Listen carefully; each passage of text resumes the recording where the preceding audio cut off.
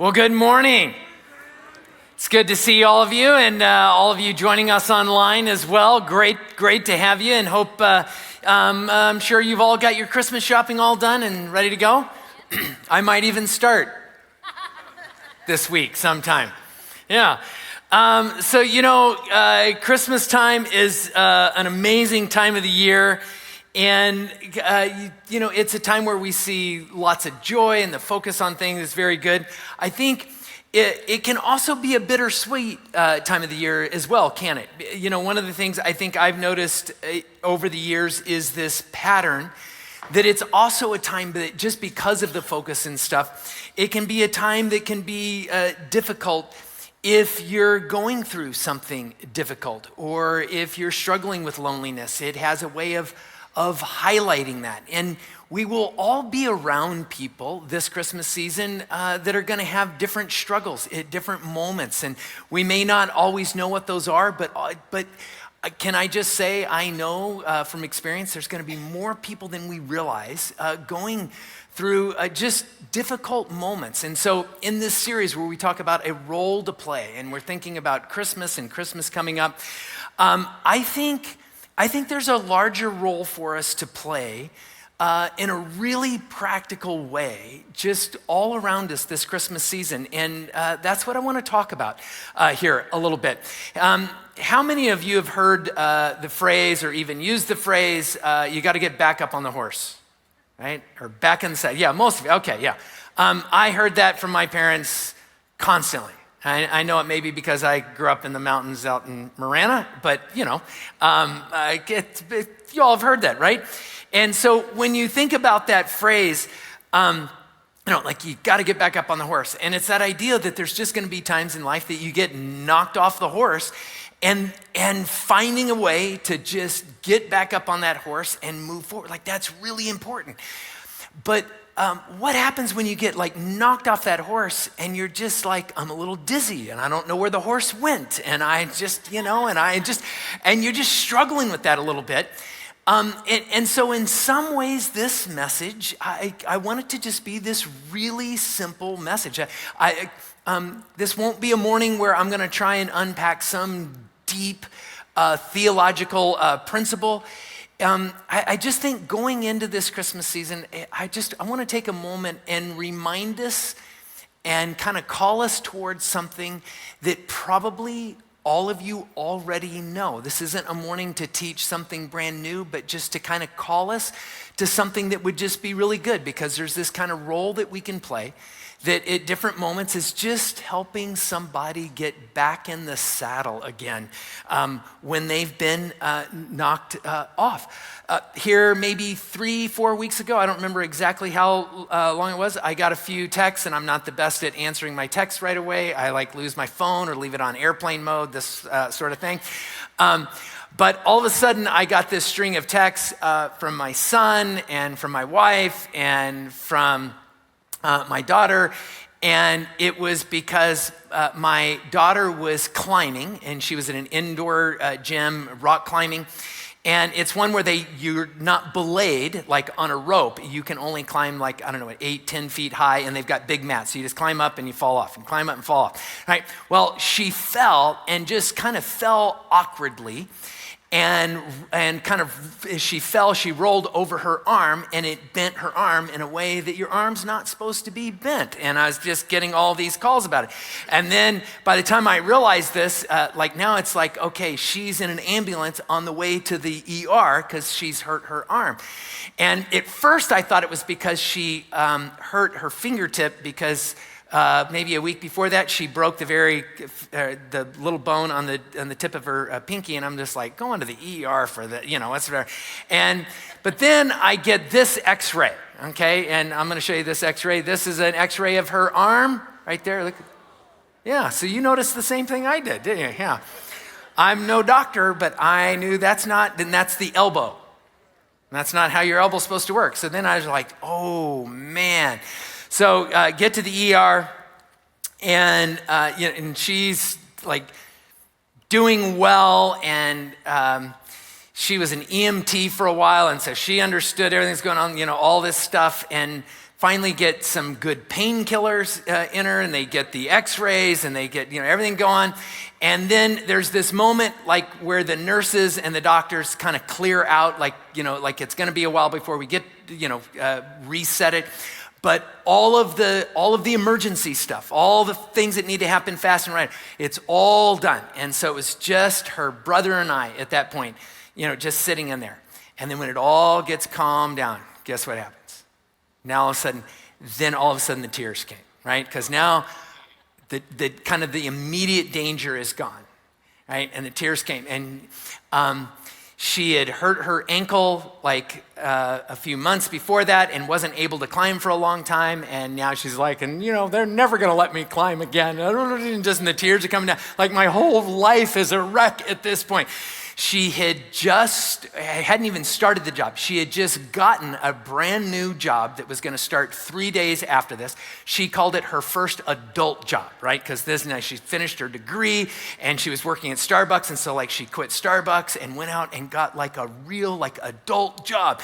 And she's going to start it in 3 days. And she's like, and now this happened. And you could just tell, she's just gotten knocked off the horse, right? And she's just thinking about all this stuff in the moment, and it just feels like it's the end of the world. It's just but it's not, right? But it's a moment that she's gotten knocked off the horse. And we're all gonna have people around us at different moments. They're gonna get knocked off their horse, just like every one of you have been knocked off the horse a time or two, right? And there's this role that we get to play at these moments where it's just maybe there's something I can do to just help someone help themselves get back on a horse, right? And if you talked with anyone that came in the service before this, they might have said, we talked a lot about horses today. And I apologize, but it's my metaphor for the day, right? And there's this simple thing of how do we help people in those moments? And just watching her struggle in that moment, it was so real to her. And you feel for people that in a moment there's someone you care about and they're going through something. Maybe it's someone and they've retired, and for them, all they could think about is, I just want to retire, But they're one of these goal-oriented people, and their career, everything was there. And now they've retired, and it's oh my gosh, I don't know what to do with my life. And it's they got knocked off the horse in the weirdest way. And this is a new thing for them. And all of a sudden they're just in this weird spot in this. Or maybe you have a friend or someone and they've lost a job. And nothing better than going into the Christmas season unemployed. And you just feel for them. And they're just man, this hurts in this moment. Or maybe it's a couple that and they're struggling with infertility. And it just feels like they'll never have a child, and they've tried and tried, and you just see the overwhelmment just washing over the top of them in all of this. And when we get to Christmas is wonderful as it is, sometimes magnifies those moments, and we can find ourselves feeling more discouraged or more alone, or feeling more overwhelmed. And so as we enter in Christmas here, I just want to encourage all of us that maybe we keep our eyes and our hearts open to maybe who's around us that just got knocked off their horse, and how do we help them just get back in the saddle again. And again, just a simple sermon this morning, but one that I think is good for us all to hear, because there is a role that we can play that is important. And to unpack this, I want to look at a character in the Bible that is actually in the genealogy of Jesus. It's how I landed on this. I was actually kind of going a different direction in this, and I started going through the genealogy of Jesus leading up to the birth of Christ, and came across this one character in the story, and just as I thought about it more, I kept coming back to this. But his name is Boaz, and I'm sure like he's not the most well-known character, right, in all the Bible. If we were to do a little survey, and you said, what are your 10 favorite people in the Bible? Boaz probably wouldn't get mentioned too often in there. In fact, most of you probably weren't thinking, man, I hope Glenn talks about Boaz at church today, right? It's just, but there's this interesting quality to him that I want you to see, because he actually steps into this kind of role for a couple of people that I want to talk about this morning. And his story, so you find his name a couple of times in the Gospel of Matthew as you're going through the genealogy of Jesus. But his story actually goes all the way back to the book of Ruth. It's a little bitty book in the Old Testament. And it's this story that is a really precious story. It's one of my favorite stories in the Old Testament. But it is a story that starts with a lot of loss. So let me just set up the story, because we don't get to Boaz until we get to like a third of the way through the story. The story, it's meant to highlight a life that goes through loss, that just gets stacked upon loss, upon loss, upon loss. So there's this family living in Bethlehem, and famine hits. And they've got to move. And so there's this kind of loss. They've got to leave their homeland behind. They've got to leave their property behind because of this famine, and they can't afford to stay there. And the only place that they can go where there's not a famine going on, close enough they can get there, is the country of Moab, which in many respects at this time in history would be kind of the enemies of Israel. So they're going into a foreign land where they're not going to be readily welcome, and they're going to have to make a new life for themselves over there, and they don't know how long this famine's going to start. And they get over there, and they have a couple of sons, and so it seems really good at first. And their sons get married. And the story begins to center around the wife. Her name is Naomi. And one of the things that happens there is her husband dies. So now it's loss from the famine. They move over, and just when you think things are going to go well, now she loses her husband. And you can imagine what that is like. But then she loses one of her sons. And then she loses her other son. And you just feel the loss stacking up in this thing.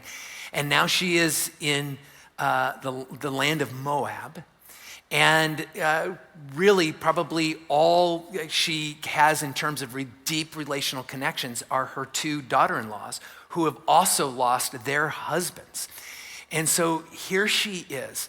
And for her to be in a foreign land as a widow, and old enough that she's probably not going to be able to remarry, it's like, and when my daughter-in-laws remarry, which she wants them to do, I don't get to go with them, right? They're going to start whole new families.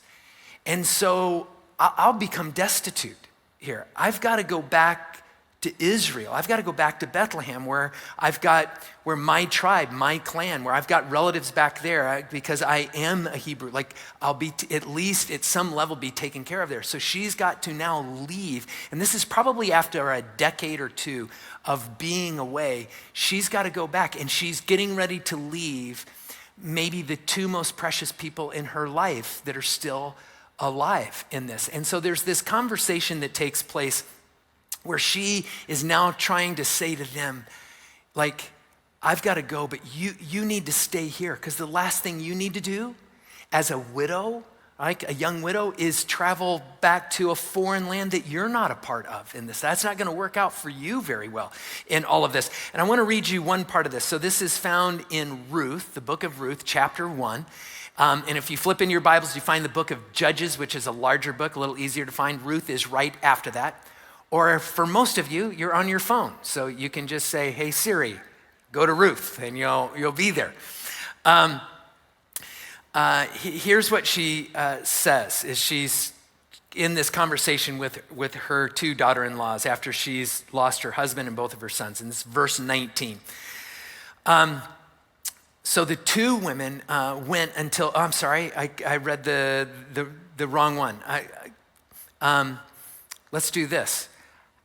Well, let's go ahead and go to 19, but I'm going to speed up the story a little bit here. And this is after her and one of her daughter-in-laws by the name of Ruth, which the book is named after. Ruth refuses to stay and is like, I'm going with you. I'm not going to let you travel all the way back all alone. You're too precious to me, and I'll make the sacrifice. And so she does. And so now we pick up the story in verse 19, where they're now going back to Bethlehem in here. And this is after decades. And it says this. So the two women went on until they came to Bethlehem. When they arrived in Bethlehem, the whole town was stirred because of them. And the women exclaimed, this is the women in Bethlehem, the women exclaimed, can this be Naomi, right? Because she's been gone for so long. And it's important to note, Naomi means like sweetness or pleasantness. Like, is this Naomi? Is this the woman that, like, is this really her from so long ago? Look at verse 20. She says, don't call me Naomi, she told them. Call me Mara, because the Almighty has made my life very bitter, right? Just like I'm coming back, not because, everything's going well and it's time to come back and settle back at home. It's because everything has been a loss. And it just feels like God has been against me, right?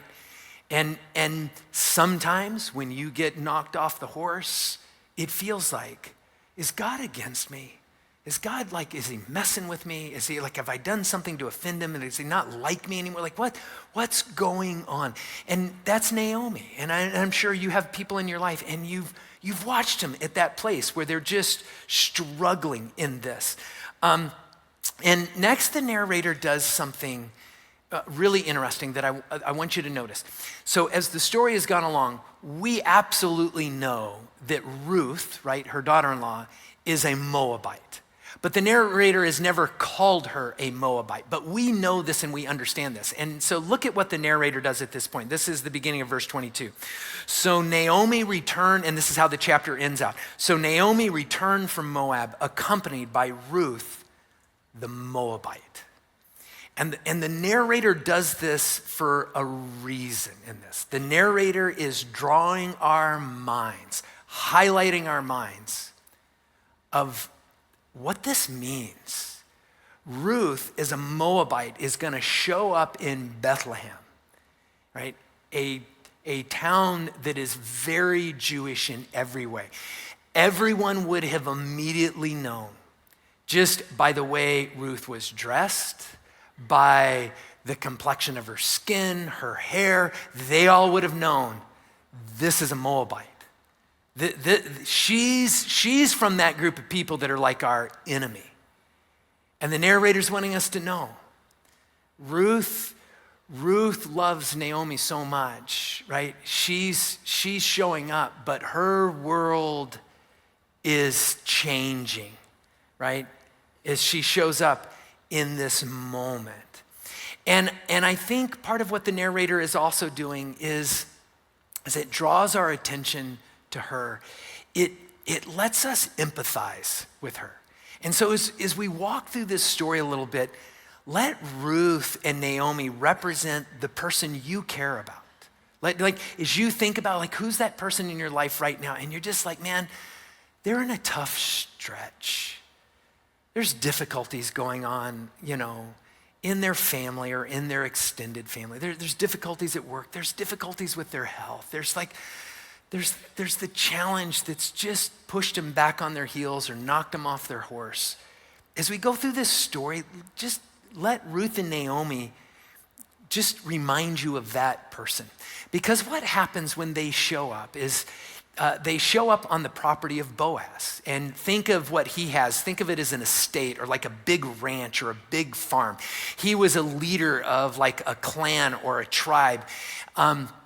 And at this point in their history, there was a very particular role that some men were given that were leaders of different tribes or whatever. And there wasn't an exact formula of who got this title or this role, but it was a common one, and it was usually with a leader of a family.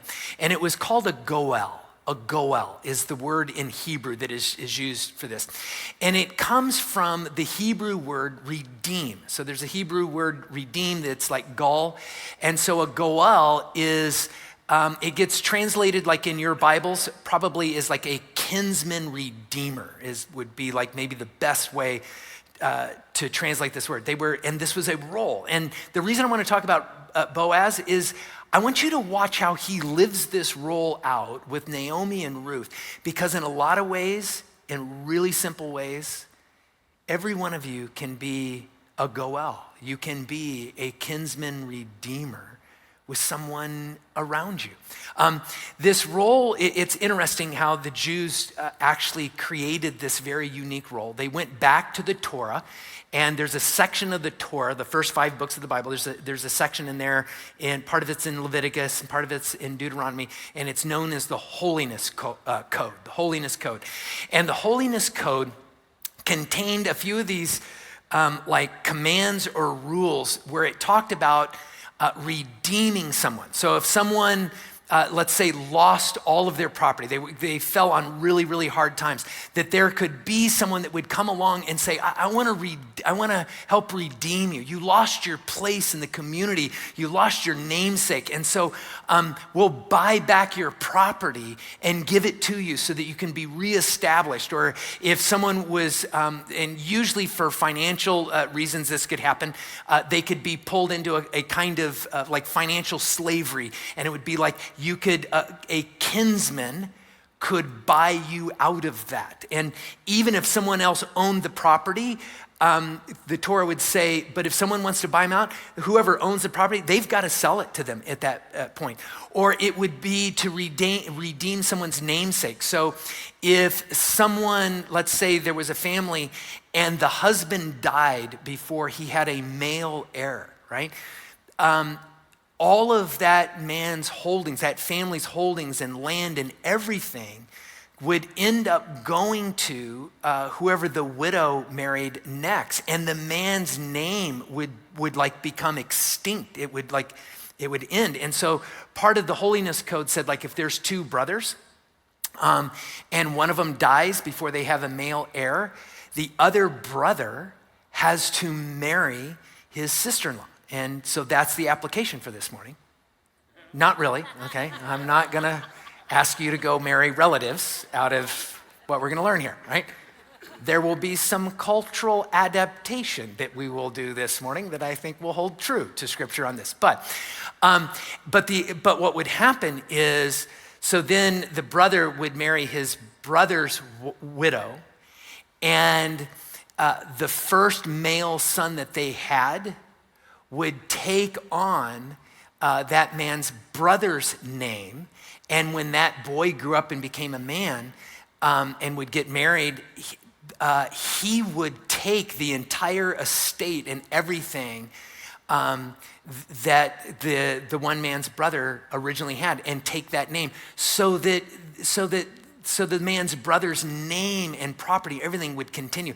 And they called that redeeming this thing. And it's like bringing someone back to this place of redemption when maybe they had lost everything. Maybe it could be even reputation. And there's kind of this redeeming thing where you could help somebody in this. Boaz was a kinsman redeemer. So he was one of these people that had this role within his tribe as a leader. And so the story begins to unfold as Ruth and Naomi show up in Bethlehem, and they just kind of land on the first farm or ranch or however you want to think of it, that they come to, and it happens to be one that belongs to Boaz. And Boaz, it says that he's coming from Bethlehem and he comes from town and he comes in and he notices right away, like, who's that woman working in my field. And there would have been all of these women working in the field, and they would follow the men as they were doing this harvesting. And it's called gleaning. And the parts that would drop, widows or the poor, or they could pick all of this up, and it would be theirs, even though they didn't own the field.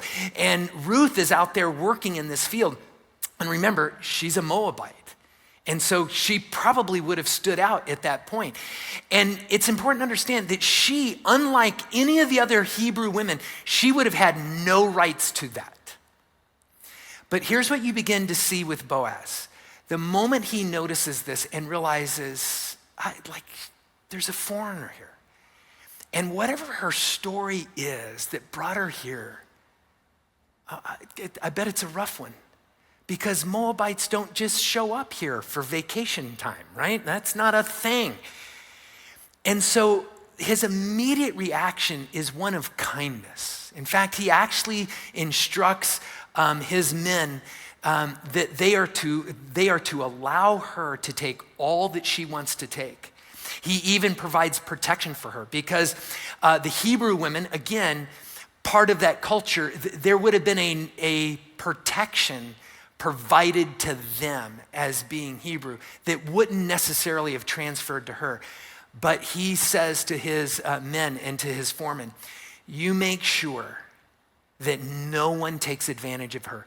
You make sure that she's not harassed and that she's protected. And at the very least, there's this kind of role that any of us can step into, a moment where there's someone that's vulnerable for whatever reason. And it's just caring, right? It can be as simple as just, there's someone who's been through something difficult. We'll just provide a meal, right? We'll speak up for them in a moment here. But he doesn't stop there.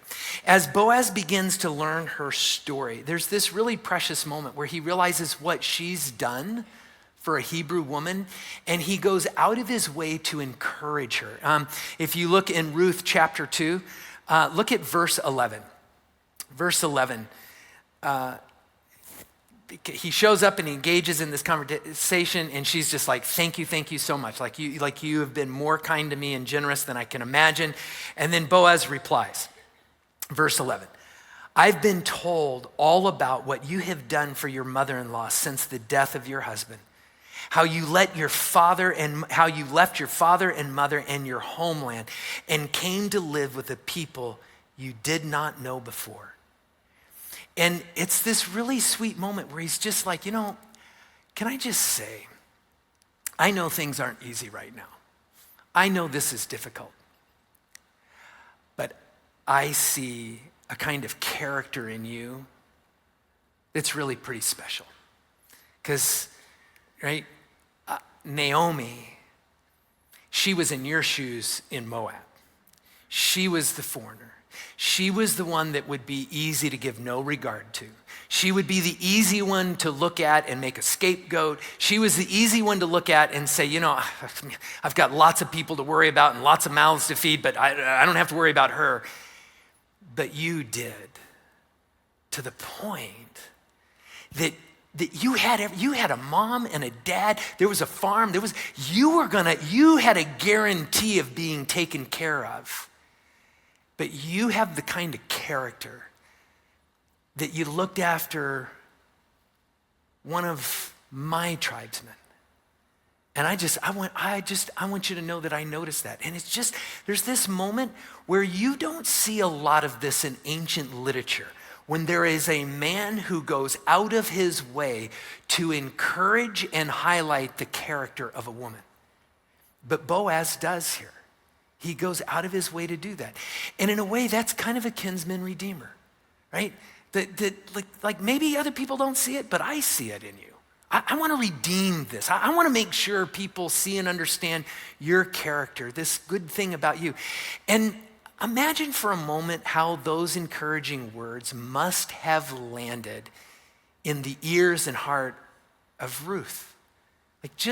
Like when you get knocked off your horse, isn't it nice to just hear something encouraging in a moment? And that's part of what Boaz does here in this.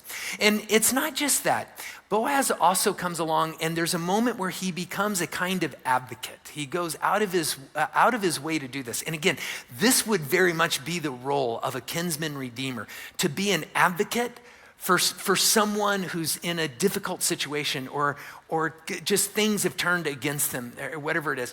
So he goes out and he figures out who the closest tribal or clan leader of Naomi there is there in Bethlehem. So he's going to go out. He's a kinsman redeemer. And what he does is he's like, okay, who's the other kinsman redeemer that Naomi would fall under? Like, given her husband and his name and family line, where's the nearest kinsman redeemer that would actually, right, by Torah, be responsible for making sure that Naomi is taken care of? And he goes out and he finds who this guy is, meets him in the city of Bethlehem, and there's like, it would be an area near the city gates where all the kinsmen redeemers would meet and they would discuss business. It'd be like just like a civic area where they'd go and do this. And he finds this guy and he goes, hey, I have someone that's living on my farm right now that's going to need some help. And her name is Naomi, and she's from the family of so-and-so, and that would be under your tribe.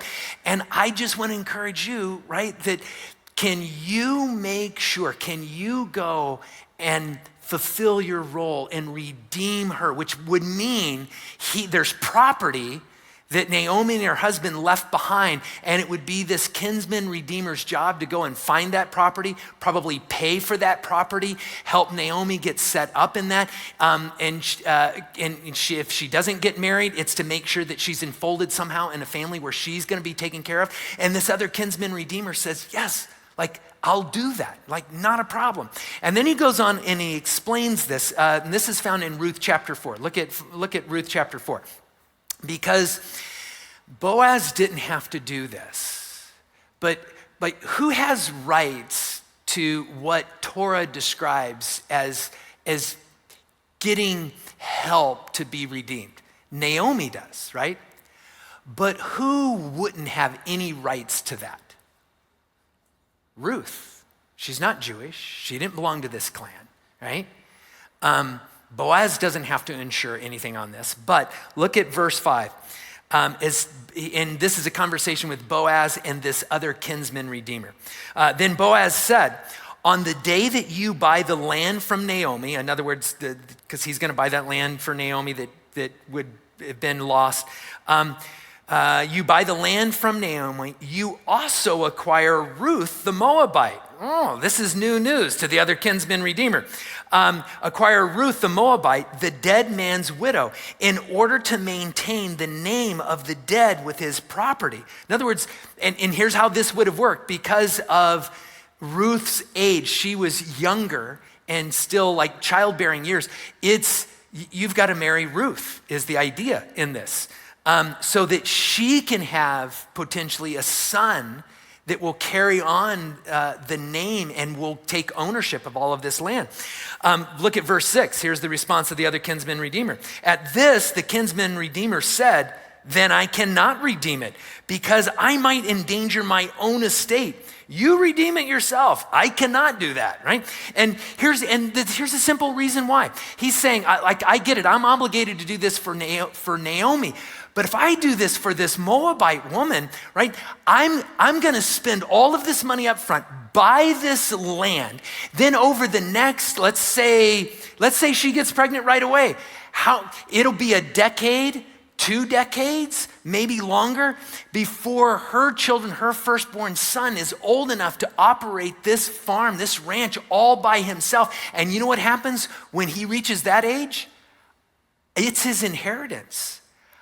I have to give it to him. So for decades, I am going to invest money into making sure that this land, the farm works and is viable. And that's after I've paid for it. And then just give it away. Oh, I can't do that. You do that. And Boaz does. It's this moment where Boaz is like,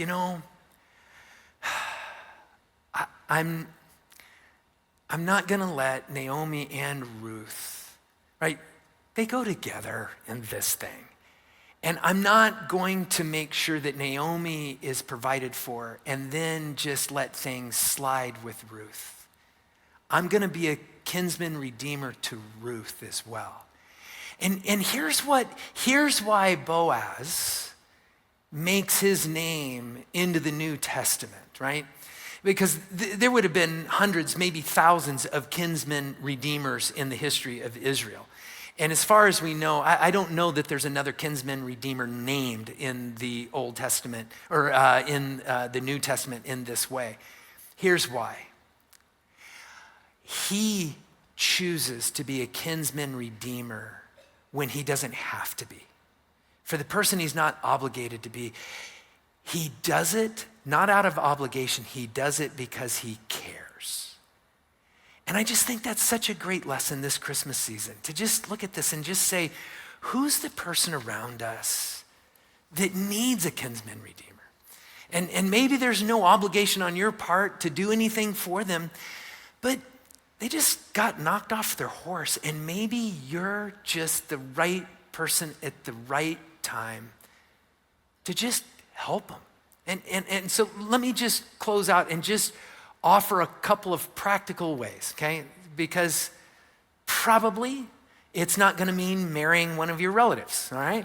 We just set that aside, right? There are some better ways that we can do this, and some ways that are really simple. And when you think about this, going back to this thing, how often is there, someone who goes through life and it's like they get knocked off their horse and they've heard, like I heard, just get back in the saddle, get back in here. And you're like, okay, I'm dizzy, I'm a little concussed. I don't even see my horse. Where's my horse? I'm looking around and I'm bleeding and hurt and I can't find my horse.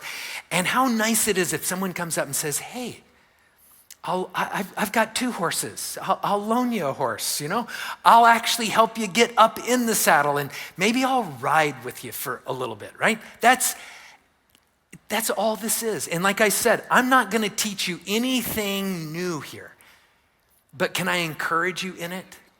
And here are some ways. One, sometimes you can play that role of a goel or a kinsman redeemer in just reminding someone of what matters most, right?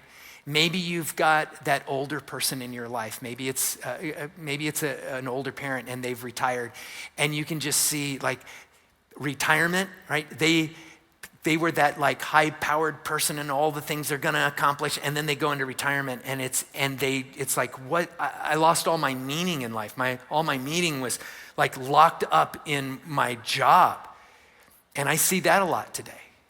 And sometimes just reminding them of what matters most can have a way of showing them there's still profoundly meaningful purposes in your life.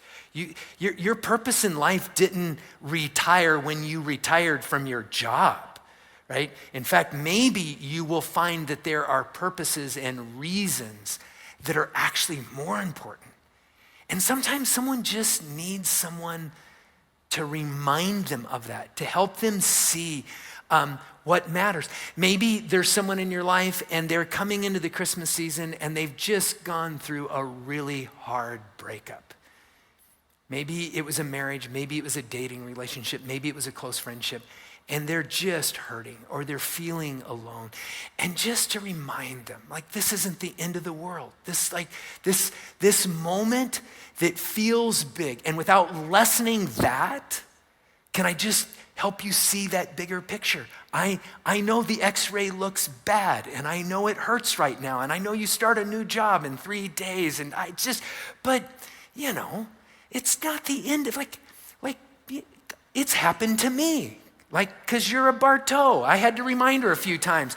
You're actually going to dislocate other joints before your life is over. You're going to break other bones and you're going to get hurt. I mean, right? And she starts laughing a little bit. It's like, yeah, you're of my lineage, right? And we get hurt because that's how we do life. I don't know, right? It's just, and reminding her of that bigger picture, that someday you will look back on this probably sooner than later, and you're gonna laugh at this. You'll see it in a different light.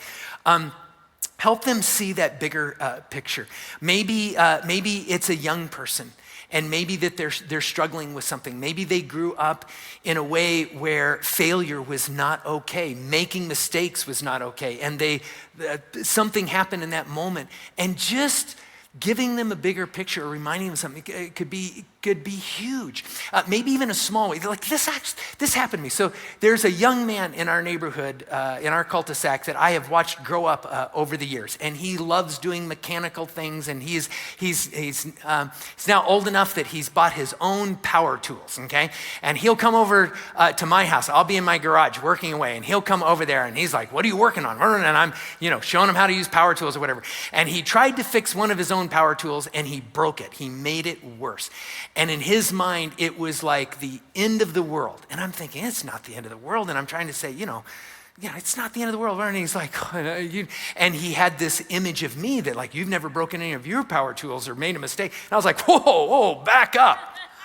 Can I just tell you the 1,000 ways I've broken things trying to fix them? And he's like, really? I go, yeah, all those parts that I have to fix stuff, those parts came from things I broke. That's where those parts came from in that moment. And I told him, I said, I've got this basic rule. Until you've made a mistake, until you've made your 10,000th mistake on something, you really haven't learned much yet. Like at about 10,000 mistakes or problems, you're really starting to get smart. So you got 9,900 and something to go here on this. It's gonna be okay. And it was just a little bit of perspective to a young person that just gave him a totally different outlook in that moment. And I promise you, you have these moments, and maybe there's that young person and they've never seen you as struggling with something that they're struggling with. And to have a vulnerable moment where you admit to some struggle or something difficult, you may do something precious in their life. Lastly here, there might be a moment that you get to advocate for someone. In our world, it can be as simple as you've got a friend, and maybe I think about this. How many of you know someone who, because of medical issues or whatever's going on, they're making, talk about 10,000, they're making 10,000 calls to the insurance company, to the doctor, and trying to get files to here, to there. And it's just, in between what they're going through and then the red tape on trying to get the help they need, it can just be overwhelming. And what would it be like to just, maybe you're having coffee with them and you're just like, maybe I can make a phone call for you. Maybe there's something I can help you with as you're trying to sort through all that paperwork. And it's just a moment to advocate for them.